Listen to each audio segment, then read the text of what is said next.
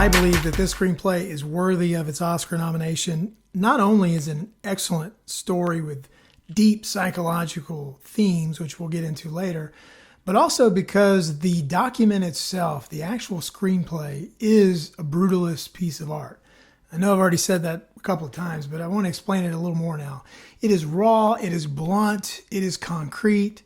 It has these monolithic forms. The dialogue is massive and blocky, imposing, and it has repetitive patterns like the voiceover device, the mirrored language, which we'll get to in a minute, calling for similar shots.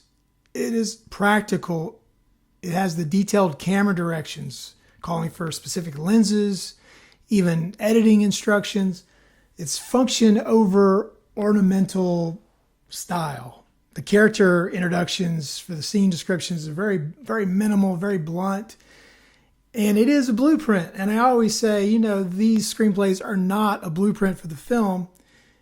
They're their own literary devices. This one's both. I mean, you can't deny it. It is laid out there with instructions. And that makes it very brutalist.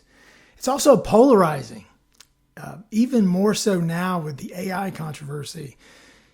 And this story in itself is not a story about the American dream. This is a story about the American myth, which in itself, especially in these political times, is very polarizing. And it is a painstaking labor to get through the screenplay. Not that it's hard to read or a bad story. It's a pleasure. But because it is laid out more like an instruction manual, you get pulled out of the story a little bit. So you have to put in the work. You have to put in the labor. Just like to create a piece of brutalist art, it takes a while, even though you can do it pretty quickly compared to other architecture. It's still a process, and that is what this screenplay is. It's a process. But most of all, it's worth it.